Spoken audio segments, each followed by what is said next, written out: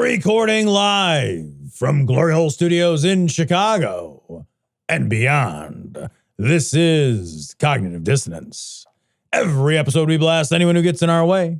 We bring critical thinking, skepticism, and irreverence to any topic that makes the news, makes it big, or makes us mad. It's skeptical, it's political, and there is no welcome mat. Today is Thursday, September the 12th, and it is it's 2 days post-debate. And we're going to talk about the debate, but also we're going to tell you we are going to be joined a little later on by a guest, Carl Allen. He is the author of the book, The Polls Weren't Wrong. So if you're like Cecil and myself, and you're probably checking the polls like a fucking crazy person all the time, desperately hoping for good news and a reason to wake up tomorrow, this will be a fun and illuminating interview. Thank you very much. And your rebuttal, Mr. Carville. We have no response. That was perfect. That's the way you do it. That's the way you debate. Tom, did you watch the debate? I watched the shit out of that debate. I watched it, I got to tell you, with fucking bated and trembling breath did I turn that debate on.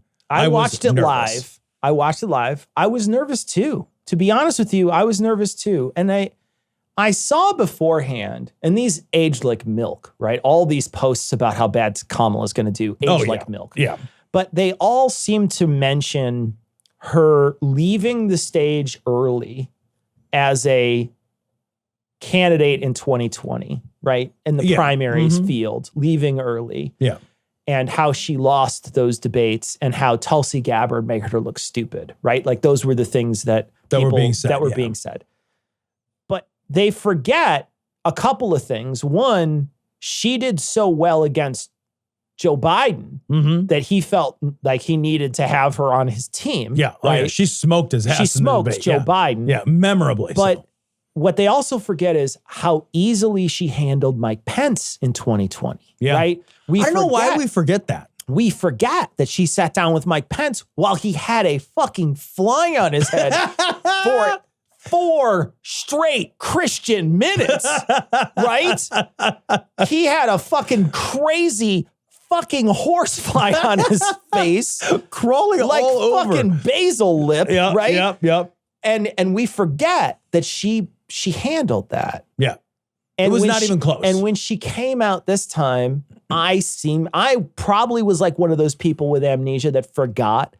But the moment she got out there, I realized this is somebody who is so good at speaking that they became a district attorney of the state. And I was like, okay, no, she's going to be fine. And she was fine the whole time. She was. But, you know, like I'll give everybody who was nervous, even if you did remember her performance against Pence, an out. And that is like, I was thinking about, well, why do the stakes seem so high?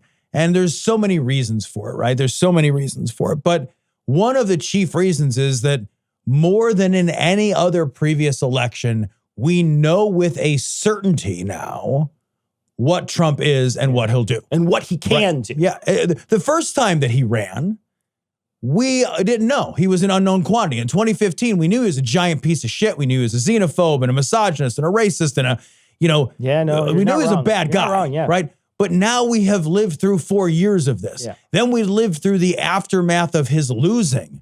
We've learned this incredible amount about who he is and what his plans are. And then, the Supreme Court is just like, okay, guess what? If you're elected, you're king. And he's like, cool, I can't wait to be an evil tyrant. And this is out loud and everything. I'll be a dictator on day one. No governors either. Nothing in there to slow him down. No baffles. Right. Yeah. So the stakes are actually higher. So yeah, like I felt like if the rational part of my brain was like, Kamala's so good. She's so good on stage in a crowd making an argument. This is how she cut her teeth and made her living and why she rose to prominence. In my brain, it's like that, but I'm like, but I'm scared all the time. But I'm scared. And I have anxiety. Yeah. And I get it. And I understand that. Yeah. Right. I understand the people who skipped the debate because they just didn't want to be in that space where they felt so vulnerable. But let me tell you, if you missed the debate, she fucking curb stomped him. So bad. It was so bad. And all she had to do was poke him, let him respond, let him be false and have to respond multiple times, and then just give him enough rope to hang himself over and over and over again. And we were talking about this before we started, but I really do feel like some of that stuff might have been tried in the past, but Kamala was able to pull it off because Trump doesn't want to be talked to like that by a black woman. Yeah, 100%, man. And I think he got so mad and was so easy to tune up because he's a racist and because he's a misogynist, and those two things fill so much of his head that it was impossible for him to let that go and let it go, sort of bounce off of him. He was not going to let anything that she said bounce off him. He was going to confront everything she said. I think that's exactly right. And I also think that we now have so much more information. He's been around now in the political sphere for coming up on 10 years, right? It's been 2015 to almost 2025. It's a long time. And over the last 4 years in particular, his entire public life has been this nursing of grievances. It has changed. It was bad in the beginning, but it has gotten, I think, genuinely exponentially worse. And that makes somebody very vulnerable. When you see that as, okay, this is a guy who can't help himself from taking the bait. I think she very astutely realized that, the public sees Trump as stronger, and the polling numbers all show us, as stronger on the economy and stronger on immigration. And neither of those things are objectively true. They are both actually objectively untrue. Harris is stronger with a stronger record on both issues. And that's a better plan. Right. And he doesn't really have one. But he's got a concept of one. He's got a concept of a plan. But the public perceives that. So that's a weak spot for her. Sure. And so his intention going in is obviously any question that comes up, he wants to bring it to immigration, he wants to bring it to the southern border, and he wants to bring it to the economy. And I think she very astutely realized if she controls the narrative and doesn't let him get his talking points in by finishing her points with a jab about something he's reactive to, that he'll react to it. And it'll eat up his time with stupid bullshit. So she did this so well, you could just watch it unfold like it was a playbook. She'll spend a minute and 40 seconds of her time responding to the direct question. And then at the end, reach out and poke him about crowd size, or reach out and poke him in the ribs about some other stupid bullshit that he's a reactionary on. And then he can't help it. He's like, all right, and then he wastes his time not nailing her down in the places where she might have some public perception of weakness. But now he looks like a crazy old man yelling at a cloud. It was masterful. You're absolutely right. That's exactly what she did each time. And she picked on different things, and different things made him mad. And she knew which ones those were. Not only did she do something really masterful, but I want to roll back to Joe Biden too, in a lot of ways, because Joe Biden lost a debate to him a while back in June. And everybody was, we know what it feels like to be on both sides of the winning and losing, right? Yes. I know there's going to be people out there who say, no, Joe didn't do as bad. Joe did pretty bad in that debate. It wasn't good. He did so bad he's not the candidate Don't get me wrong. Trump lied the entire time, and he did it here too. Yes. But what Joe wasn't able to do was take advantage the way she was of those pieces like you were pointing out. But what Joe did do was essentially, when he stepped down, he essentially did that sort of, I don't know if you've seen the movie 8 Mile. Have you seen the movie 8 Mile? In 8 Mile, where at the end, he basically raps about all the shit he's like, I fucking, my buddy got shot in the leg. He shot himself in the leg. You fucked my girl. You guys kicked my ass. Blah, blah, blah, blah, blah. And then he basically says, now tell these people something they don't know about me. Tell them something that I didn't fucking say already, right?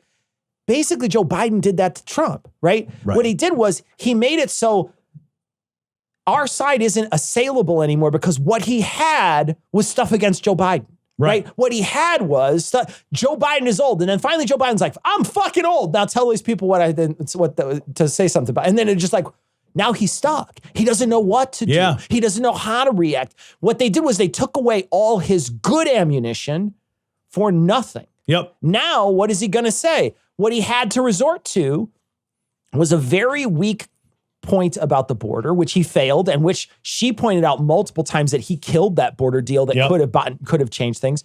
So he had to resort to xenophobic, terrifying attacks against migrant populations across the United States. And then the only other thing he had was the economy. But again, she very astutely pointed out that the economy that was faltering was garbage given to us by you. Yeah. We spent 3 years cleaning up your trash. You tanked this economy during COVID. So now we've got to clean up your trash. And so I think she easily handled those things, and at the same time had so many points that she kept pointing out over and over and over again, just these little tiny things. And it doesn't matter in the big scheme of things that he got mad. What matters is that it flustered him. Yeah. Well, I mean, there is when we say somebody wins or loses a debate, and I want to return to the Biden thing. Biden was more factually accurate, but that does not mean you win the debate. A debate is won or lost based on its persuasiveness. So persuasiveness is not the same thing as telling the truth all the time, being the most factual. Trump arguably won the debate against Hillary in the public opinion, right? That I think is arguable at the very least, not because he was telling more true sentences out of his mouth, but because many people viewed him as being more persuasive. That's what a debate is. A debate is not a place to lay out the details of all your policy proposals. A debate is a place to persuade. And she was vastly more persuasive than Trump because she didn't allow him any oxygen to persuade. He was constantly on the defense. He was constantly on his back foot. He was constantly defending bizarre positions, and she made him look like who he is, which is a fucking weirdo, crazy person. She pointed out, theorist. She says he's out here at his rallies talking about how windmills cause cancer and, all this crazy bullshit. Well, that's all true stuff that he does. When the economy comes up, she's like, look, Goldman Sachs says your economy is going to tank. Your tariff plan's going to tank the economy. Yeah. And she even says something really funny where she's like, famously liberal Goldman Sachs has come out and endorsed my plan over yours because your plan is a piece of shit. She was openly mocking him. My favorite line of the night, and this is such a fucking burn, and it's such a difference, I think. You just feel the difference in their ages and their ability to connect with people. When she burned him and said, look, 81 million people fired him, and he's still having a difficult time trying to process that. Mm-hmm. That is such a great burn. That is such a great burn. Because it's amazingly dismissive. Yes. And that, of course, tunes him up. Using his own line against him, you're fired, right? Tunes him up. Yep. I think that was a very well crafted line. And the other thing I think that it does subtly but wonderfully is that if you are one of these hyper toxic masculine men, that's a very emasculating thing to say he's having a hard time processing that. To talk about a man openly not being able to deal with his feelings. If you're a hyper toxic masculine man, that's rage bait. You can't, you don't even like. She absolutely tuned him up with it too. It was perfect. Gorgeous. It was perfect. Gorgeous. It was perfect. Yeah, she did, I think, all the correct things. And one of the things that people, we get an opportunity to see candidates in their rawest form, right? These questions are hard questions asked to each candidate, and we get a chance to hear them without an interpreter. Nobody's there to craft their message. Nobody's there to write a speech for them to help them craft their message. Or there's no interviewer there where they can, use that interviewer. A lot of times interviewers are softballs. So it's easy, right? Yeah. Whenever Trump goes on Fox, he's you were kind of right the first time. he's using that as a way to get his point across unfiltered without any pushback, right? Anytime he goes on the Now or any of those other tiny internet stations, shit or whatever, he's using that as a way to get his unfiltered access to the people, but it's not in a way that he feels pressed or it's a difficult, he's not going to be pressured on, right? Yeah, it's a soapbox. This is your opportunity to see the two candidates, though, in some ways, have their ideas hit each other. Mm-hmm. And without anybody else really sort of formulating how you should feel about it. This is your opportunity to see it. That's what debates often are. And we get an opportunity to see how they're thought processes mesh and where the hard parts rub up against each other. And what you saw was, on the one side was Trump's big bag of mashed potatoes and her, absolute jackhammer that was able to point. And you can tell just by the ending statements. The closing statements at the end, where Kamala looks at the camera and says, I'm about the future. I'm about how are you doing? I'm about helping people. I'm about raising all boats. I'm about making sure that I'm a president for the entire nation. And Trump was, this is the worst country ever. If you elect her, we will be worse than we are now. They are the worst people in the world. We're going to be raped by immigrants, and it's going to be the worst. We might as well just light the America on fire right now. Here's the thing. That's not hyperbole, because he raises the specter of, if I don't get reelected, there will be a pretty much immediate World War III. Yeah. I mean, he says that. Like, so you just say, like, light the world on fire. He's literally saying there is, the nuclear is going to be so bad, you won't believe the nuclear. It's crazy. This is straight fear mongering. His only tactic that he has left is to convince America that we are living through some Mad Max-esque hellscape right now. And that somewhere right around the corner, because we're not living through a Mad Max-esque hellscape. So what he does is he paints a picture of a place in America that is right around the corner from you, where these terrible things are happening, and they'll happen soon to you if I am not the bulwark that stops it. Yeah. It is a fear-based position for weak and small-minded people to grapple with and to hold on to. One thing that Harris said, and she repeated it more than once, and I think it should be the clarion call for her campaign when it addresses his campaign, is that all of what Trump says is about Trump, and he's never talking about you. Yeah. She says it multiple times. She's like, you'll hear a lot about him and his election and his crowd, but he's not going to talk about you. And I thought it was really interesting that she did that, because then he responded by not talking about the American people. Never did once. He played right into it. Played right into it. Because he can't help it. All he cares about is himself. Yeah. And even when you call him on it, he'll still do it. He can't help himself. Yeah. Big endorsement that evening by Taylor Swift. Huge endorsement. People were wondering when this was going to happen, because Trump had faked an AI version of this a couple of weeks ago, maybe a month ago. He had said, I accept to a fake AI version of Swifties for Trump. Yeah. And she came out holding a cat in a photo, and that photo has had 10 million hearties. Yes, it has. And this has been viewed, millions and millions of times by her, enormous audience, which is, hundreds of millions, if not billions of people know who Taylor Swift is. Enormous. And so her audience received this. And since then, there's been an uptick in people voting, or people registering to vote. Yeah, so there's something like 340,000 or so people registered to vote using the link that she provided. Her link. Her like, go here, register to vote link. Something like 340,000 people registered to vote. In the first 15 minutes, it had 1 million likes in 15 minutes, or 1 million hearts on Instagram, whatever. Yeah.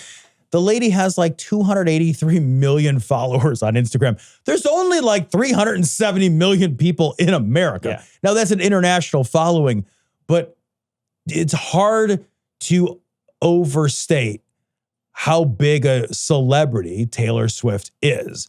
So endorsements like this do matter. Huge. I think they really huge. do. Yeah. They can matter. It's not as big as Kid Rock, but it's close. Yeah. Not as big as Hulk Hogan, but it's close. Yeah. The endorsement is huge, though. The endorsement is it's massive. huge. It's massive. And she is, Taylor Swift is one of these people who, I think she endorsed Biden in 2020. We figured she was going to endorse Kamala Harris eventually, but it was a perfect time right after the debate had happened. And the best line I saw, you tweeted it, you sent the tweet to me today, but I'd seen it a little bit before then, but it was JD Vance who basically said, who's going to listen to a billionaire who's out of touch with the reality on who they should vote for? It would have been better if he would have just kept on saying things that were for both of them, for both Trump and her. It would be like a blonde billionaire with demure hands.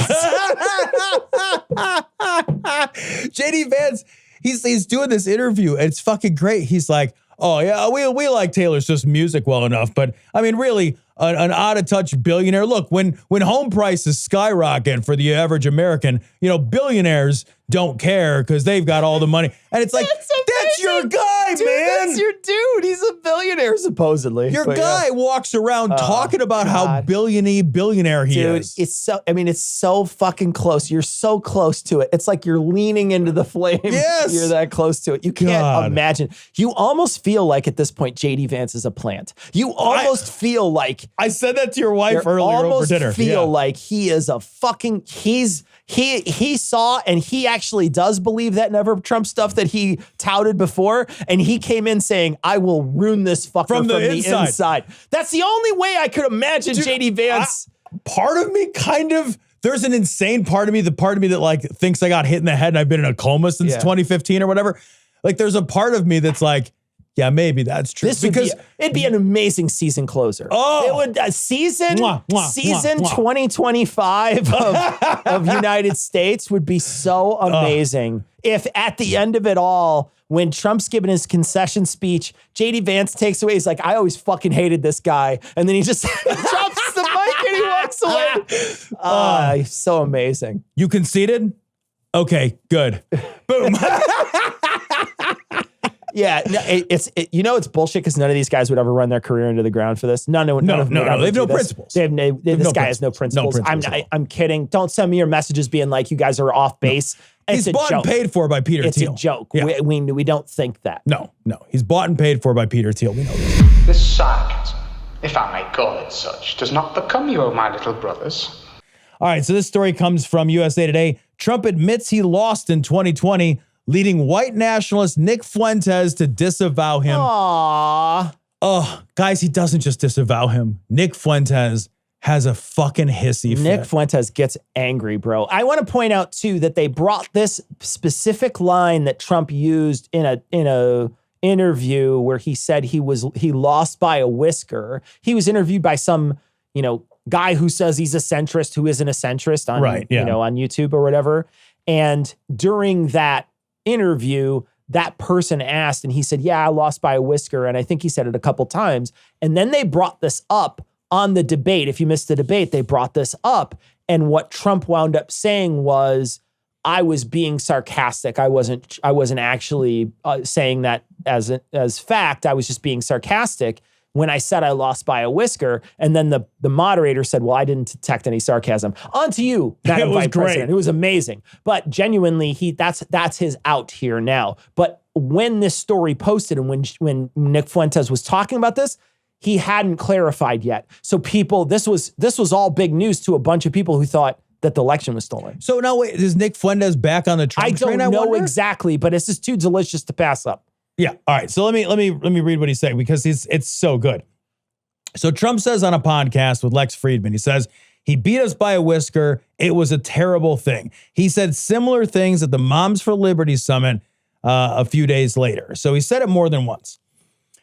So then Nick Fuentes gets wind of this, right? And Nick Fuentes fucking flips the shit. So he says, so why did we do this Stop the Steal? Why did anyone go to January 6th? Why did anyone go to jail? It would have been good to know that before 1,600 people got charged.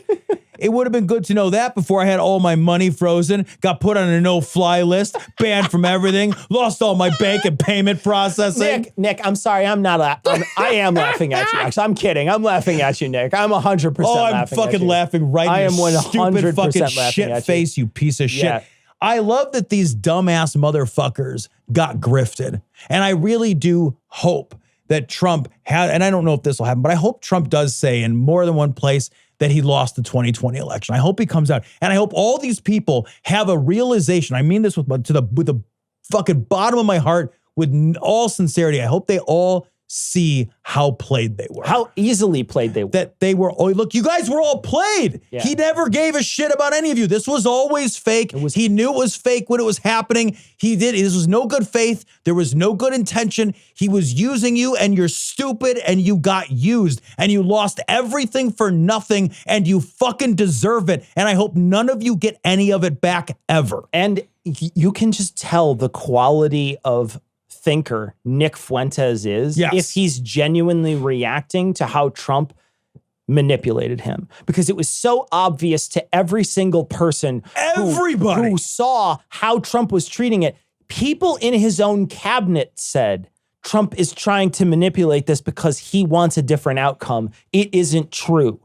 There was an entire congressional hearing on this. You could have watched. You could have just sat and watched and saw all the evidence that they rolled out day after day, all the depositions that they took that they played tape for. You could have just watched. And those weren't fucking Democrats they were interviewing. Yeah. Those were people from his inner circle. So for you to be so fucking blatantly and on purpose stupid, I have no sympathy for you. None. Because these guys used that grift for their own grift, Absolutely. Right? They took, this was a fucking MLM of grifts, right? They built a fucking downline of deceit in order to steal from other people, in order to sell fucking boner pills and hate magazines and whatever other nonsense, evil merchandising, awful bullshit crypto garbage that these assholes have peddled. That they lost everything doesn't begin to do justice to the damage that they've done. Absolutely right. They were wrong on purpose if it was genuine on their part. They were wrong on purpose. 6 cases, 60 cases thrown out in courts all across this country related to Trump's efforts to stop the steal. There was no steal to stop. 6 times this went to court and was thrown out because there was nothing there. 6 times. It is disingenuous to pretend at some point. And if you insist on pretending in the face of monumental evidence so that you can grift other people, and now you have the gall to be mad that you were grifted, and get the fuck out of here, Nick Fuentes. And the fucking damage that you've done to the election integrity in this country. It's not just Trump. Trump, of course, has damaged elections maybe beyond repair. We'll find out soon. We'll know, but maybe beyond repair. But you fucking fueled that fire for 4 years because it got you clicks and it got you hearts and it got you likes and it got you dollars in your pocket. That's fucking right. So fucking any kind of bit of cognitive dissonance you feel over this, I can't rub my hands together hard enough for that. And now, folks, it's time for Who Do You Trust? Hubba, hubba, hubba, money, money, money. Who do you trust? Me?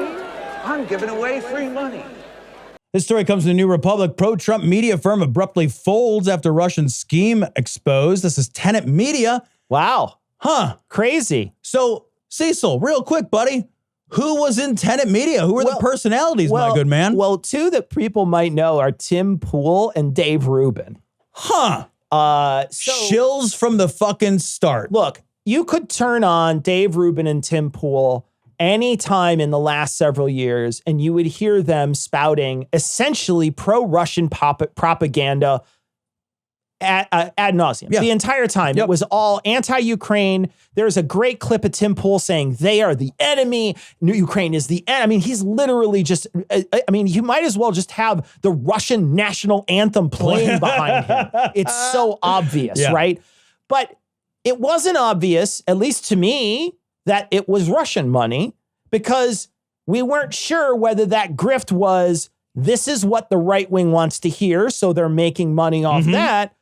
But what we found out was that they were making like $100,000 a video, up to $400,000 a month. These guys were making money hand over fist, touting and promoting a line of reasoning that made it seem like Russia, the things that were happening in Ukraine and all these other pro-Russian positions were just something that the regular old right-wing people should really care about and really be against when the United States is against them. Yeah, and Russia has had a long history of fomenting division. So not only were they explicitly promoting pro-Russian, anti-Ukrainian standpoints, but they were also explicitly sowing seeds of political and cultural division in our country, because that is good for our enemies. The more divided we are, the weaker we are. The less coherent we are as a culture, the weaker we are. The more that they can sow that kind of chaos, the more that plays into their ability to control and manipulate our elections. into our weakness as a culture and as a country. That damages our economy. It causes shit like January 6th to happen, and it damages our ability to be a, functioning democracy that other international countries, see and respect and hold up. So like all of this is to their advantage. So that heavy division that they sow, that's all Russian propaganda. It was clearly Russian propaganda. Their defense that these idiots are trying to use is they didn't know they were Russian stooges. And I'm kind of like, that's just as bad. That's just as bad. If you are so fucking stupid that you are able to be swayed by money and you are able to hold a series of positions and espouse a series of points whose only aim serves our enemies overseas, and you're like, well, but I didn't know I was a complete toolbox asshole. It's like, well, all right, so you were a useful idiot. Yeah, you're a useful idiot. That's your defense? Yeah. I was a useful idiot? Yeah. Why would anyone take you seriously, Dave Rubin? Why? Your career should be gone forever. When this got found out, fucking Russian state media, RT, they tweeted back, LOL, when they got caught. They laughed at it. They laughed at it openly. When they got caught, they acknowledged they did it and laughed on fucking Twitter when this happened. Well, and what you have is... Or maybe it's haha. But a group of people who, followed this stuff, like you said, espoused these ideas and got paid handsomely for it. This last week, the debate happened, and someone, this was Sarah, posted on our Facebook page a comment when, after Trump clearly lost, she had posted something like, who's going to replace Trump now? And there's a bunch of comments underneath. Funny. It was funny. And someone commented and said, this isn't funny. Real lives are at stake. This is just content for you guys. Real people, their lives are at stake in this election. And I want to respond to that by saying, like, very simply, if it was just about getting content, I could be a very rich person right now. Yeah. Because it's so easy to do the things that Tim Pool did, or to do the things that Dave Rubin did, and to be easily as or more entertaining than them, and espouse all these terrible ideas and be a multimillionaire in a year. Yep. In a year, I could be I could retire in a year of doing videos, $5.2 million if we counted up 52 weeks. Yeah. I get $100,000 of video, $5.2 million, I could retire in a year. All throughout what we've done has been to try to show what our values are and to say, like, this is just content for you guys. If it was just content, I could be rich right now. And I know that joke's been said by multiple people in our sphere multiple times. We've said, man, there sure is a lot of money on the grifter side. Yeah. There sure is a lot of money on that grifter side. Here you get an opportunity to see where that money comes from, where that money is pouring in from, and what you have to do for that money. And I won't sell my values out for money. No, I won't ever do that. No, and I want to add to that because that's actually, like, it's a pretty fucking offensive thing to say when you look back and say, hey, Cecil, you and I have been doing this show or some version of this show for almost 18 years, long before there was any way to even think about monetizing podcasts. This was not about the money. We've been doing some version of this show for almost, dude, we're going to be 20 years in like a minute. Yeah. There wasn't even a Patreon. There was no such thing as Patreon. We did this for years and years because these are things we care about. These are conversations we want to have because these are values that we hold, because this is a way that we want to grow together as people. Yeah. And we have grown together as people as a result of this show and the things we've learned and the people that we've met and the experiences that we've had. Our minds have been changed. Our attitudes have been opened. Our horizons have expanded.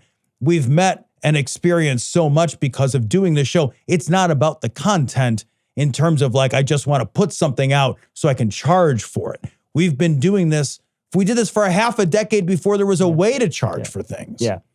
And we were raising money for charity while we did it. Yeah. I think I understand and empathize with the person who feels afraid. I do too. I do. I empathize with them. But I also want to point out, like, it's not just about content for me. It's about showing you what my values are and gathering people with like-minded values together. Man. That's what it's always been about. But you look at this particular story and how this thing played out, and so many people on our side had been calling, the amount of money that's being fed into this system, into this grift of the right wing for a long time. We thought it was a grift of the right wing. It turns out it was the grift of Russia on the right wing. Yeah, how much of the right wing now has really become a true believer propaganda arm of the Russian state? It's not zero, man.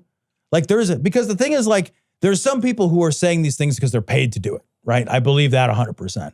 Then there are other people who are convinced that propaganda is true. And that's why propaganda is done, because it works, because it convinces people to hold a set of values and a mindset and a series of ideas. We wouldn't do propaganda if we had to pay everybody to do it. You do propaganda because you pay one or two people to do it and it convinces all the others. The right is now full of these Russian state-sponsored ideas. That's in there now. You can't pull it out. You fire these guys, they don't keep saying it, but they've converted a bunch of people into believing those things are true. Yeah. That's the damage has done it. That's why RT left, right? RT wasn't like, oh God, we're caught, it's over. Fuck. They left. They left because they got it done. Yeah, and they stirred that pot up, and you can never unstir it. Never. You can never unstir it.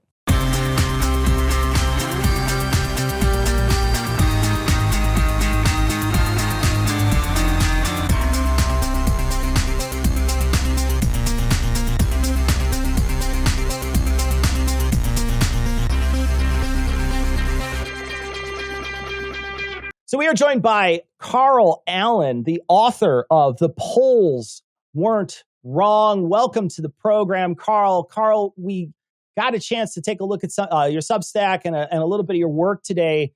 I am dying to know about how we are misled by polls, because much of a political podcast, as you can understand, we're a secular podcast, but we talk a lot about politics. We get informed by these polls all the time. We like to think we might have some idea of what they're about, but perusing your work, I'm not sure I do. So what are we getting wrong? Yeah, so there are a couple places where we should start when we talk about poll data. The first place that we should start is the science behind it. Polls are a science, and that is very important to understand. Despite how they might be talked about, treated, or viewed, they are a scientific tool, polls. But at the same time, the amount of imprecision inherent in that instrument, in that poll, really confuses people. It really throws people off. Because when we are shown poll data, what are we shown? We are only shown the top lines, right? So a poll came out today. I think I saw a national poll. Harris was like 49, 46 or something like that. And if I'm wrong on that, there is another poll that says that, which I'll talk about. But let's say a poll says 49, 46. We only ever see those top lines. But what do we know about polls? There's a margin of error. That margin of error is the biggest part of the imprecision that is inherent to the poll instrument, and that is the most fundamentally misunderstood statistic. So when I do chats like these with you guys, when I go to colleges, when I talk to just like my friends and family, I have to remind them that when they are told and polls are talked about on TV by people in suits and people who are objectively very smart about how polls work, it is not their fault that they don't understand them. It is not the consumer's fault that they are misled. So just to take that poll example, 49-46, that poll is a very, very, very minute, tiny piece of data. And in that tiny, minute piece of data, there's still a margin of error. So most commonly, that poll is reported as Kamala Harris ahead by 3. That is absolutely a false precision is I think one way that some statisticians would describe that characterization. In fact, statistically, most likely Harris is not at 49 and Trump is not at 46. Most likely the number is different than that. Harris could be higher or lower, Trump could be higher or lower, blah, blah, blah. And I say that this is why all of these polls that are released have different numbers. They're surveying similar populations, nationally, states, whatever.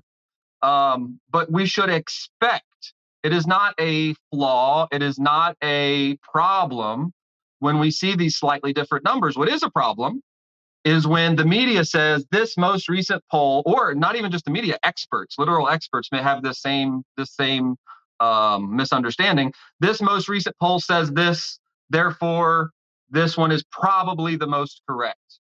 This pollster has historically been a good pollster, and then they gave this number. We have tiny bits of data that if we look at it properly, we can piece together. But the media has a incentive, I would say, because they need content. They need things to talk about. If you take enough polls, you can find a poll that says anything. Trump up Trump getting 70% of the black vote, Harris getting 99% of independents.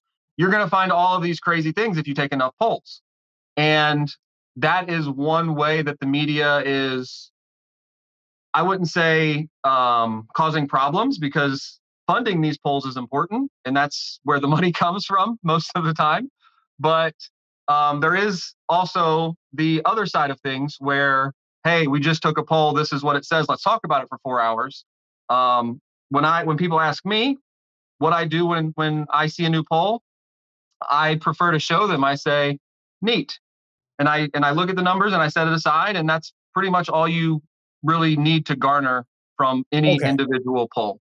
So I gotta stop you then, because I've got a burning question here, Carl. Okay. I really mean this, because I feel like I don't understand what the fuck I'm supposed to understand when I look at a poll. In other words, like, what's the utility of polling when you're looking at an election? Like, let's use our current Trump-Harris election as an example. But like, when it is so close, when it is within the margin of error, I'm struggling to understand the utility. I do the same thing that you do. I get a poll and I hold it in front of me and I say, neat. And then I don't know what the fuck else to do with it. You know what it feels like to me is it feels like my Fitbit data that I used to have a Fitbit. It used to tell me how many steps I walked. And I would say, huh. And that's all cool. I would know what to do with that. Or be like, you slept 6 hours. I'd be like, well, that's over. I don't know it feels trivial because it doesn't feel actionable. So I want you to help me understand too, Carl, what the hell am I supposed to understand about polling that makes polls important? Because you said these are important to fund, but then you also said the same thing I do, which is neat. And at the same time, I will also confess, I nervously refresh constantly because I'm terrified over the course of the next 60 days. So other than like the emotional security blanket, which is, just my personal failing. Right. Well, that tells me that you are like most people, including myself, who are engaged and you care about what happens. And the media and people who need your eyeballs, they need your clicks, they need your interaction on social media. They know this. And so all of this repetitive in your face, there's another poll today, there's another poll today, there's another poll today. Well, each individual poll tells us very little.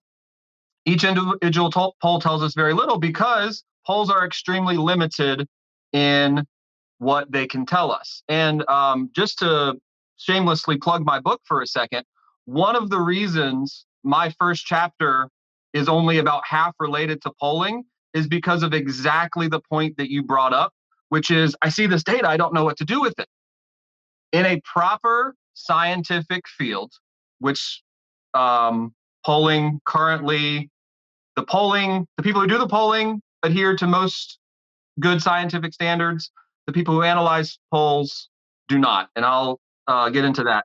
But about the first half of the first chapter of my book, I talk about it is the job of experts in the field to take all of this information coming from all of these different directions. Some of it matters, some of it's bullshit, some of it looks more important than it is. Some of it's out of, it's outside the margin of error, so to speak. And it's important for the analysts to say, okay, this is an outlier piece of data. We don't need to look too much into this. In a proper scientific field, what would happen is the analysts, the experts would consume all of this data, figure out what the hell it means and say, okay, public, this is what is important. So I want to get to, I think, a problem of concept that I have with polling, and you can tell me if I'm off base. Sure. I think that most of my life I've looked at polling as a predictive modeling Very good thing to do, right? Yep. It's a predictive modeling. But Yep. I've come to realize that I don't think that it is predictive modeling. And one of the questions I have is going to be about this, but it feels more like it is a snapshot of time. Correct. Of when the poll was taken. Like in this moment, this is what right now we think based on this poll, which is not Correct. necessarily the same thing as a predictive model. So I've been reading about other predictive models. I'm sure everybody else who consumes political news has as well. Like Yep. Alan Lichtman's keys. I forgot how many. There's like 14 Yeah, keys those or something. keys, yeah. And then, like I read 13 keys. 13 keys. Yep. Thank you. And then I read something about like, oh, well, actually, if you look at the S&P 500, the S&P 500 is accurately predicted the winner of elections based on who the incumbent is and the activity of the S&P. Since 1984, it's been accurate every time. So how do polls stack up as predictive models? Ooh. Or should we not think of polling as predictive modeling? Should we think of polling as something different entirely? All right. So I have to get this out of the way early that polls are not predictions. Polls inform predictions. I use a few different examples to explain this in the book, and I'm always unsure of what the best one is. So you guys can tell me if I'm making sense. You get it. You guys can look at me, and you have my permission. You have my consent. You guys can look at me. I want you guys to guess how much I weigh. But not right now. I want you guys to guess how much I will weigh on election day in 57 days, give or take, right? 55. I don't even know. It's been a while. So think about how you would inform that guess. You guys can just look at me. You'll probably go through your database. You're like, well, I weigh this. I know somebody that has a similar body type to him that weighs this. Are you a stress eater? That's even better because you're helping me make my point. So the best possible data that you could have about what my weight will be in 55 days is what it is right now. So if I stand on a scale and I say, hey, this scale says my weight is this, does that predict what my weight will be is that number on the scale a prediction of what my weight will be in 55 days? That number isn't a prediction. I see your point. That number is not the prediction, but it informs my ability to make the prediction. It gives you a starting point. It gives you a baseline. And that question you asked about whether or not I'm a stress eater, but that's a great point because even if you know with 100% certainty, plus or minus 0.00 pounds, what my weight is right now, that only gives you a starting point for what my weight will be in 55 days. Right. You as a consumer of this data, you have to say, okay, which is most likely? Will his weight go up? Will his weight go down? Will his weight stay the same? We could all make very reasonable assumptions and argue fervently about it's going to be close to winter time. It's after Halloween. He's going to be eating a bunch of candy. He's sitting on his ass all day doing podcasts. We can argue all these things. His weight's going to go up, or maybe we can make a case that most likely my weight will stay the same. There's reasonable arguments to be had, and here's the big point: we can both make reasonable assumptions, I say, my weight's probably going to stay the same. You say, the weight's probably going to go up.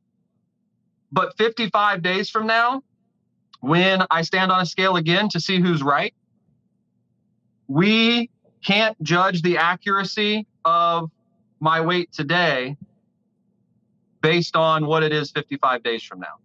We can't so the judge poll isn't wrong. The accuracy. Yeah. Go ahead. Right. Yeah. So the poll isn't wrong just because a poll taken on November 4th isn't predictive of activity on November 5th. I think it's a problem of perception from the public. To use the scale example again, you brought up one really good point, whether or not I'm a stress eater. Good point. Can you guys think of any other confounding variables for what could change my weight now to election day? Are you planning on any amputations? Because that would be a huge change in weight. You know what I mean? Right. Scheduled bariatric surgery coming up, you know, and right. Yeah. Yep. Yeah. You started a workout plan. If you, you just downloaded the Lose It app. There's lots of ways. Right. It can change a lot of things for sure. Exactly. You're taking a baking class tomorrow. Like I'm going the other way. I'm going the other direction. You're going for the thicker. I like it. I'm a little thicker. I gotta fill it up for the winter. You know what I mean?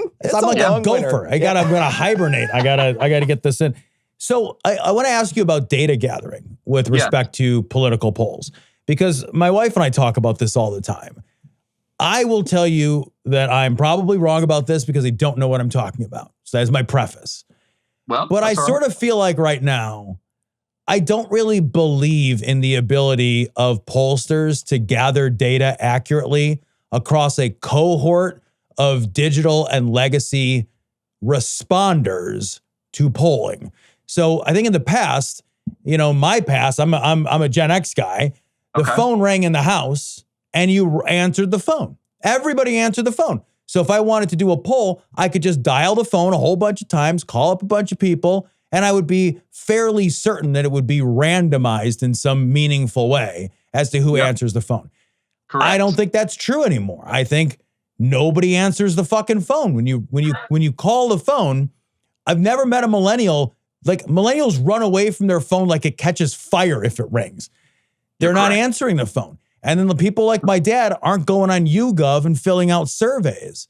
So I'm at a place where I'm like, I don't know that I believe in our ability to meaningfully poll a cohort of legacy and digital responders. Does that make sense? No, you are right on, man. You are right on. The biggest challenge in the past, I would say 10 years in the polling industry, has been that non-response. So we talked about, everybody knows about the margin of error when it comes to affecting the poll numbers, but non-response is probably number 2 in the most difficult to quantify variable in terms of getting a truly random sample. Because like you said, some people are more apt to pick up their phone and talk to somebody, but those people are not always a representative subset of the population that you want. And a gentleman by the name, Warren Matovsky, I think was his name. He is the guy who basically started utilizing random digit dialing for poll data. So he was the guy, and I think this was in the mid to late 90s, who almost perfected this random sampling method. And in 10 years, it was obsolete because nobody was answering the phone anymore. So random digit dialing is still it's still useful. There are better cell phone databases that some pollsters have access to and things like that. The number one challenge is as far as how pollsters have their data is non-response.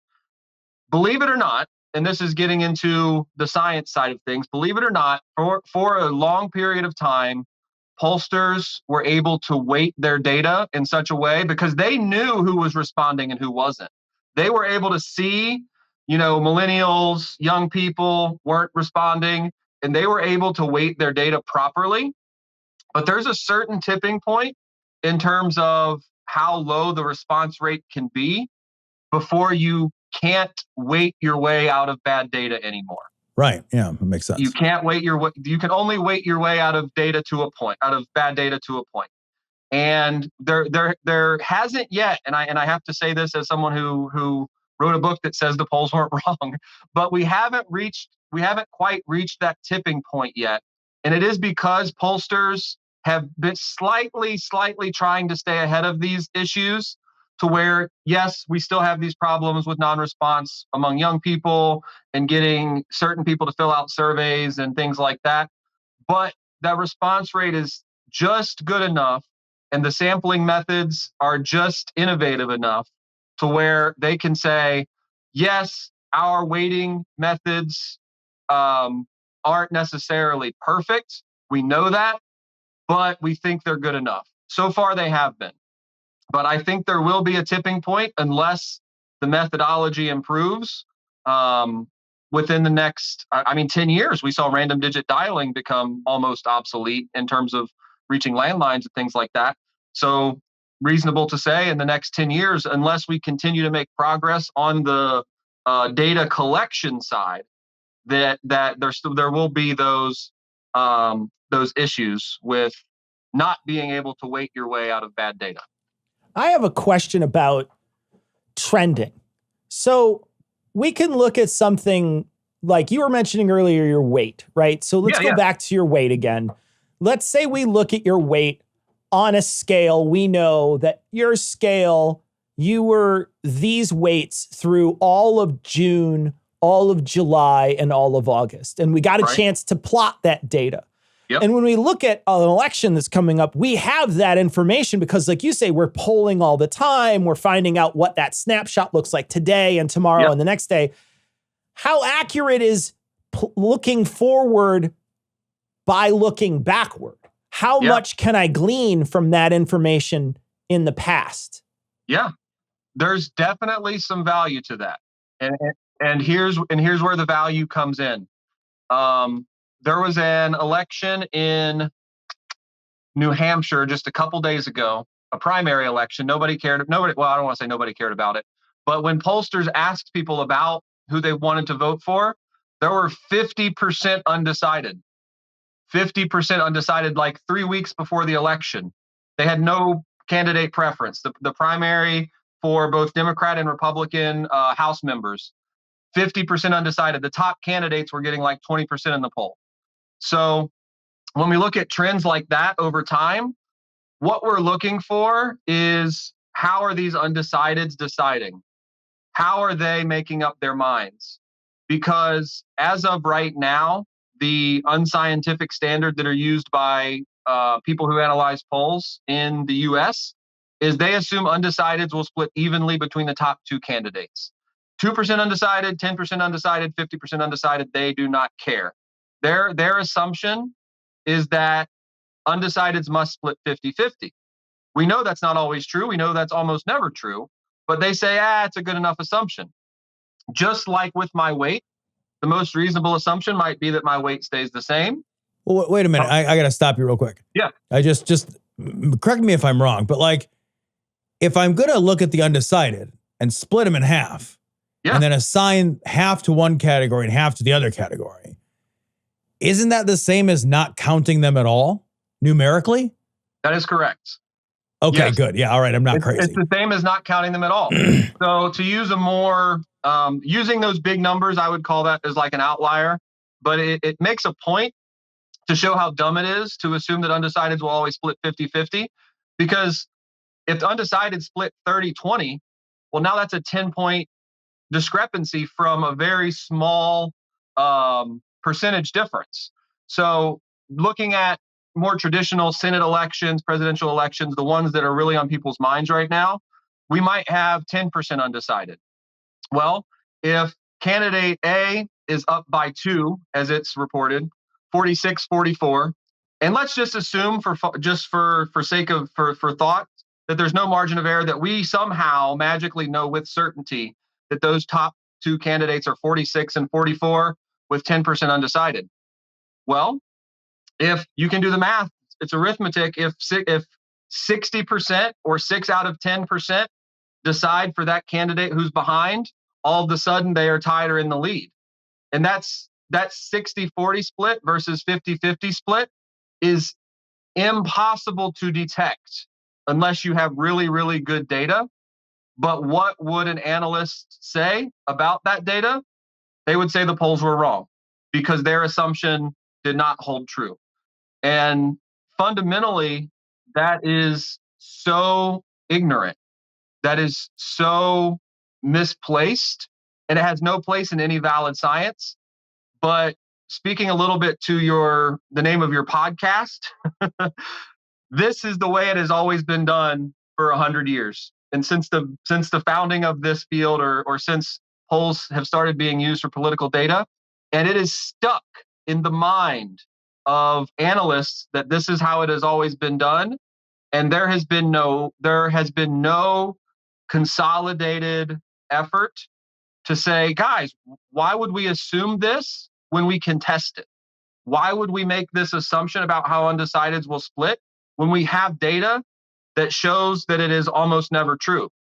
So speaking very briefly to analyzing your last question, analyzing trends and data over time, that happened very recently when Kamala Harris became the nominee, taking the place of Joe Biden. A lot, and this was pretty clear in the data, there were tons of Democrats and people who had traditionally voted Democrat who asked whether they would vote for Trump or Biden, said they were undecided. Well, really what they were saying is, I don't want Joe Biden to be the nominee, so I can't yet express my support for him, even though I would vote for him if it came to that. In June, there was still this mindset of, man, I really hope he's not on the ballot. I'm going to say I'm undecided. And as soon as Kamala Harris became the nominee, a lot of those, I wouldn't say necessarily reliable, but a lot of those swing voters who leaned Democrat were so relieved. There was a huge bump in the numbers, and everybody felt that shift, and the race changed immediately. And where we're at now is Harris had a lot of momentum, and Trump was kind of stuck at his usual ceiling where he traditionally polls in the swing states. And now everybody's still fighting over those undecided voters, and that's where we're at. That's where we're at right now. So I'm feeling like this. I'm feeling like, Carl, the polls are not prognosticative in and of themselves. We've determined that. Correct. And to a large degree, for the everyday person, they're not particularly useful either. You're just some regular guy sitting at home. What's that? Individual polls are not very useful. So, and if I'm just some guy sitting at home, there's nothing I can do with any of this information, right? It is like my Fitbit. It's like, it's trivia unless it changes my activity, right? Unless it inspires some action, information is trivial, right? Yeah. So, but what I think it can tell us, and correct me if I'm wrong, is it can tell us this is where we need to concentrate efforts. Yes. This is where work needs to be done. It is better, based on this polling data, it is better for me to fundraise here than to fundraise there. It is more important for me to do something in this locality or with this cohort or with this demographic than some other. So I think it can inform. I've been trying to think this whole time, well, what the fuck do I care, Carl? Why do I care about the polls? But yes. I think I do care about the polls, even if I don't care about them in the prognosticative way that I thought about them my whole life. You're absolutely right. And we shouldn't view polls as a predictive tool because they aren't. They're not a predictive tool in the same sense that a scale is not a predictive tool. Right. It is the best possible tool that we can use to, if we are interested in forming a prediction, we can. But your point is spot on, that it tells us which races are closest. And we know with the Electoral College, which, I don't speak about the politics of the Electoral College in the book, but the Electoral College sucks. It doesn't make any sense. Oh, yeah. The Electoral College says the popular vote of the country doesn't matter, but the popular vote of a few states do. It makes no damn sense. Yeah, really stupid. But with that data, campaigns have gotten very strategic with how they spend their money and where they focus their money. And polls allow us to see which states tip things, which states are going to be the most important. And we can't say for certain which states are necessarily going to be the closest, but we can say with a pretty high degree of certainty, we can narrow it down to about 6 states where we really need to win and compete to make a big difference in whether or not we win or lose. Right. Really good example. Barack Obama, I can't remember if he won Indiana. I think he won Indiana one year. And now when people think about Indiana as a possible swing state, or even Ohio where I live, when people think about Ohio traditionally, it was like the biggest swing state. Now nobody gives a shit about it because it's pretty pink, I would say. Not necessarily red, but But pretty close. If Harris wins here, we're going to have a really, really early and good night. Yeah. But how quickly things can change.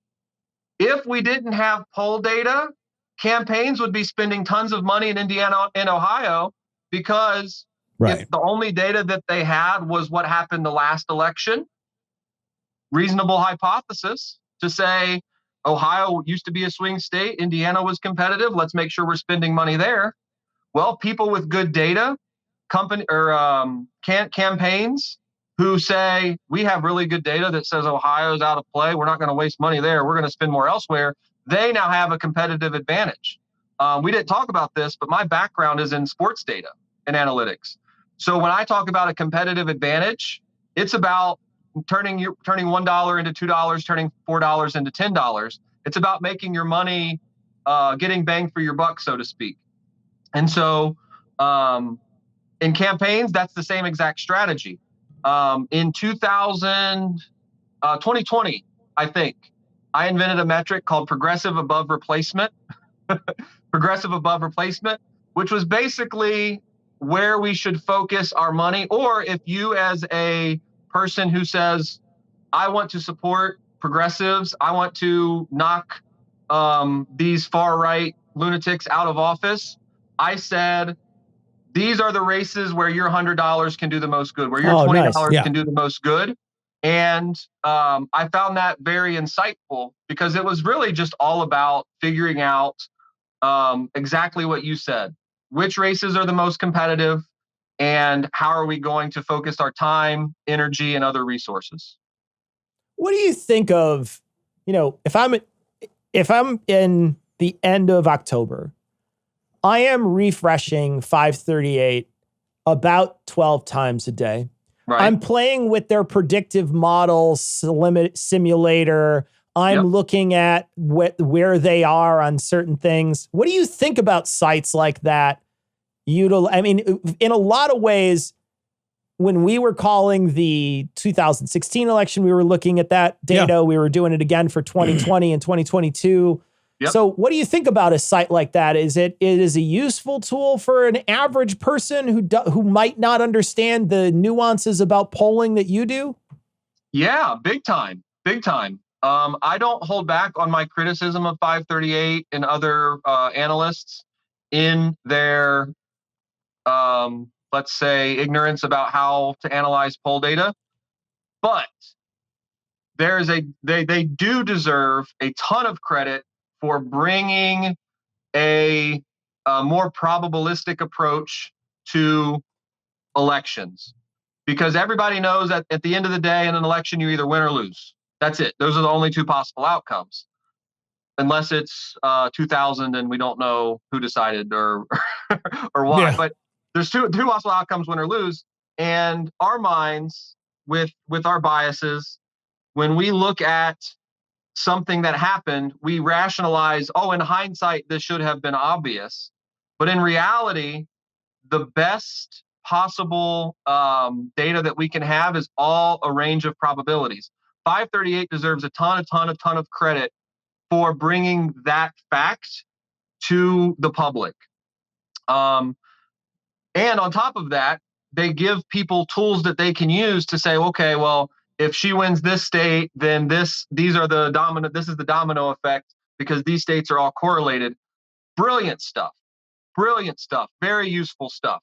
But on the other side of that, there is the potential for misuse and misunderstanding, such as, oh, they said this person was 90% to win and they didn't. That means their forecast was bad or wrong. Yeah, can I jump in real quick? That's always been something that I just want to make a funny analogy, and then I'll let you say smarter things. But like, it always made me laugh when people would look at 538 and they'd be like, it's bullshit. He got it wrong. And you're like, well, I mean, there was like a 45% chance or whatever it was that Trump was going to win. Right. And everybody was like dumbstruck as if that wasn't almost a coin flip. But like every month or so when someone wins the lottery, which is a 1 in a billion chance, 1 in 300 million chance that someone's going to win. We're like, yeah, well, of course, that's just how numbers work. But like, when there's a 45% chance of this thing happening, we were all like, the math is bullshit. Let's kill Nate Silver on TV. It was crazy. It was like, like I remember trying to hold both of those things. Like, how can you believe somebody wins the lottery? Yep. And then also be like, 45% chance is basically zero. You can't. Like, what is happening? Well, yeah, you're exactly right, man. And another way I present numbers in the book is I talk about dice. If you roll 2 dice, the most common outcome is a 7, but the probability of that is only 16%, 16.6, whatever. Interesting. Even the most common outcome is highly improbable. Even the most likely outcome is highly improbable. And when we talk about dice, that makes sense, kind of. It takes a second to process, but you're like, yeah, okay, that kind of makes sense. So if I ask someone to predict a roll of dice, 6, 7, 8, 9, like whatever, it doesn't matter. But you're basically just lucky if you get it right. It's just a number. Right. But if we were to take a more scientific approach, so you talked about assigning a probability to it, I would say 7 plus or minus 4 would be a really good way to approach the problem. 3 to 11 is about 95%. About 95%. So if I say you probably won't roll a 2 or a 12, about 1 in 20 times, I'm going to look like a dumbass because it's about 5% to happen. Yeah. But again, all I'm doing is giving a probability. I'm not saying this will or won't happen. So thinking probabilistically is, they deserve some credit for that. However, where they deserve a ton of scrutiny, a ton of shit, and I will not rest until it's over with. When they look at a poll and they see that candidate A is at 46%, candidate B is at 44%, they say, and this is their exact words, I'm not exaggerating, I'm not taking any liberties here. They say, unless candidate A wins, that poll was wrong. Unless candidate A wins, that poll was wrong. They don't care about undecideds. They don't care about the margin of error. They don't care about people changing their mind, which happens more than we would like to think. All they care about is if this poll was able to be plugged into their forecast. All they care about is if they could plug this poll data into their forecast and make them look good. And this happens every year, guys. This happens every year. 2008, 2012, big elections. Nate Silver kind of got famous for his brilliant forecasts. How often did we hear about how great the polls were? Not really. Nate Silver was the genius here. 2016, Silver's forecast was objectively very good. He was right that there was a lot of uncertainty, and his forecast was, I think, almost spot on. But day after the election, polls were wrong. Not Nate Silver, not Sam Wong, not the guys who do forecasts, but the polls. And so this pressure all sits on the pollsters, and they deserve very little of it. Scrutiny, yes. Yeah. But pressure, it all goes to one side. And so I'll say this, and I actually pulled out my book here. I just got my the book yesterday from the publisher, or a physical copy, that is. Unfortunately, thinking probabilistically is something the current standards don't allow for. The current definitions used by experts say polls make predictions both about who will win and by how much. It's unfair to ask the public, who has been wrongly convinced of polls as predictions, to suddenly accept a nuanced and relatively advanced understanding of the difference between polls and forecasts. The added layer of hypocrisy comes when forecasters brag about how many states or constituencies they called right when they're right, but want to chastise the public for not understanding it's just a probability when their calls are wrong. They take all the credit, all the adulation, all the applause. Yeah, I got it. Yeah. Me. They do the rounds. They take all the credit. When their forecast, when they were able to plug the polls into the forecasts and get an output that makes them look good.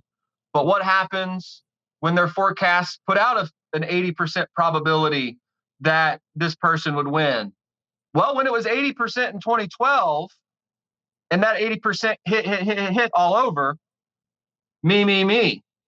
Yeah. When that 80% doesn't hit, domino effect, doesn't hit. Oh, you all it's just a probability. You all don't understand statistics. Counting the hits and forgetting the misses. Yeah. All right. Okay. So final question. Yeah. Who's going to win the election? Who's going to win the election? Yes. I wish I could tell you the answers in the book, but it's not. Oh. I did. So my deadline, the UK had an election on July 4th, appropriately. Yeah. The deadline for my book was before that. And there is analysis of non-US elections, specifically Brexit and the UK general elections in it. And I was consuming all of this data. I did forecasts for the UK election. I said in the book before it happened where the polls would miss and why. And I was hesitant to put it in the book because I was really don't want to get too much into forecasting. I really don't want to get out of the talking about poll data. Sure. But it was so important that I include the nonsense that UK pollsters do. There is some content in here that is highly indicative of who has a higher probability of winning than you might think. There is some data in here that says a certain candidate, I don't name names, but if a candidate reaches a certain threshold in the poll data, they have a much, much, much higher win probability than anyone would assert, than anyone would realize, that I would believe. One of the beautiful things about numbers, guys, one of the beautiful things about science is it helps us explain things that we otherwise could not understand. And when I analyzed this data and I looked at what the data means, it started to freaking make sense. So I will say I do have a forecast up on my Substack. I have Harris as a medium favorite right now, a medium favorite. 538 has her as a slight favorite. Nate Silver has her as a medium underdog. I don't want you to follow me because I tell you what you would like to hear. Yeah. Oh, no, I'm 100% following you because you're telling me what I want to hear. Look, Carl, that's all very well and good. Man. It's very intellectually honest, but I got to survive the next 55 days without having a fucking coronary.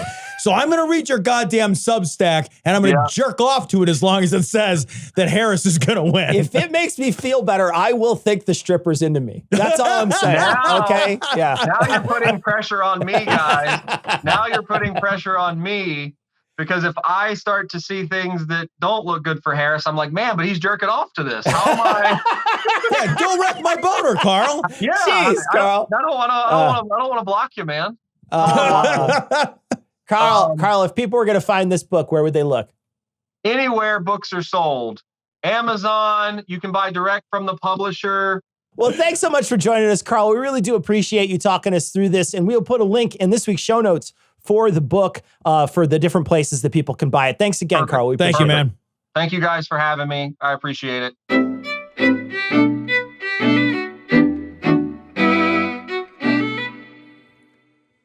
All right, so that's going to wrap it up for this week. Be sure to come on Saturday, the 21st, citation needed live show of the introduction to Project 2025. We're going to be reading that project and treating it, the introduction, like a citation needed essay. So if you like the show Citation Needed, if you like the guys from Scathing Atheist, if you like those guys from Cognitive Dissonance, and you want to help raise money for Kamala Harris, the Harris Walls Victory Fund, you can come find us at our YouTube page on the 21st, 8 p.m. Eastern Time, and we will be doing a great live stream to raise money for the Harris Walls campaign, help them try to win the help them try to win the presidency. We got an interesting message this week from someone who said, what does that money go to? And that money, what that money goes to is it goes to pay advertising spots in states that are hotly contested where they think they can get the most bang for their buck. We heard that earlier from Carl about how they use those polls in order to strategize. We learned, we know that money goes to help pay for staffers and help pay for people to help call and travel and visit. It helps pay for these venues that they use to go have these rallies. So that money is used to help advertise that campaign, to get it to those places, to those battleground states, to get people to know more about the issues and know more about how to vote, know more how to register, and know more how to, hopefully win this thing for Harris and Walls. So that's where that money goes. That money is, and it's useful. That money is always useful. Money is very important. The candidates cannot run without money. Campaigns cannot win without money. It is not possible. This is the American system. Ever since Citizen United, money makes a difference. So we need to raise money. Yeah, and I don't get me wrong, I would love to go back to not doing that. Yes, same. I think it would be amazing. It would be amazing if we could be like, hey, for Harris and Walls, we're going to donate all this money to Doctors Without Borders. That'd be amazing. Yep. I would love to do that, but we realize that the money will go to hopefully creating an America that is safe for people who are on the margins, wherever those people are, right? Whether that's economically, whether it's they're a migrant community, whether they're a minority community that happens to be one of the dislike communities that the right is now focusing on, like the trans community or the gay community. Those are people who will be more safe if Kamala Harris becomes president. So that's what we're going to aim our funds at, there where we think that we can get a lot of bang for our buck here. So come join us, even if you're out of, and also you can only do this if you're United States citizens. You can only donate if you're a United States citizen. But if you happen to be up late in England, or you happen to be up early in Australia, come hang out with us. Come out and hang. The more people that are in that video, even if you're not going to give money, the more people that show up to that particular live stream, the better off we're going to be, because we're going to get strangers, people who don't know us, to come in, who will see, hey, I want to donate. Oh, my money's matched, and they will donate, and maybe they'll donate more. So it'll be super important. And I have one more. I have a favor to ask, and I mean this. If you can do this, guys, everybody, if you have any socials at all, if you can broadcast and amplify and retweet or share or whatever links to our stream, as many people as possible. We need as big an audience as possible. Let's broaden the tent. Everybody that's listening to this, if you'd be so kind to amplify the stream, amplify that message, help us get the word out. It would be great to have an enormous crowd there. It'd be awesome to raise some real serious money and make a difference. And as it stands right now, there's $17,000 in matches. So the first $17,000 that gets donated is essentially doubled. You're doubling your money. So come join us September 21st, 8 p.m. Eastern Time. We're going to be live. We're going to be having a lot of fun. We're going to be doing this whole citation needed thing, and we're going to be covering Project 2025. You're going to want to hang out. We want to thank Carl Allen for joining us. He wrote a book called The Polls Weren't Wrong, and you can check that book out in the show notes. You can buy that book. You can also check out Carl's Substack and his Twitter. That's all linked below. Thank you, Carl, for coming on the show. We hope you guys check that stuff out. All right, that's going to wrap it up for this week. We will not be live streaming because it's so close. It's so close to when the live stream's happening. We're not live streaming next week. We'll be live streaming. We're moving that stream 2 days forward. Not the 19th. We're going to be streaming on the 21st. So come check us out then. All right, that's going to wrap it up for this week. We're going to leave it like we always do with the Skeptic's Creed. Credulity is not a virtue. It's fortune cookie cutter, mommy issue, hypno-Babylon bullshit. Couched in scientician, double bubble, toil and trouble, pseudo quasi alternative, acupunctuating, pressurized, stereogram, pyramidal, free energy healing, watered downward spiral, brain dead pan sales pitch, late night info docutainment. Leo, Pisces, cancer cures, detox, reflex, foot massage, death and towers, tarot cards, psychic healing, crystal balls, Bigfoot, Yeti, aliens, churches, mosques and synagogues, temples, dragons, giant worms, Atlantis, dolphins, truthers, birthers, witches, wizards. I'd put his nuts on a dresser and I'd beat him with the spiked bat. Shaman, healers, evangelists, conspiracy, doublespeak, stigmata, nonsense. Expose your sides. Thrust your hands, bloody, evidential, conclusive. Doubt even this. Thanks for tuning in. If you enjoyed the show, consider supporting us on Patreon at patreon.com/dissonancepod. Help us spread the word by sharing our content. Find us on TikTok, YouTube, Facebook, and Threads, all under the handle @dissonancepod. This show is credentialed, which means you can report instances of harassment, abuse, or other harm on their hotline at 617-249-4255 or on their website at creatoraccountabilitynetwork.org.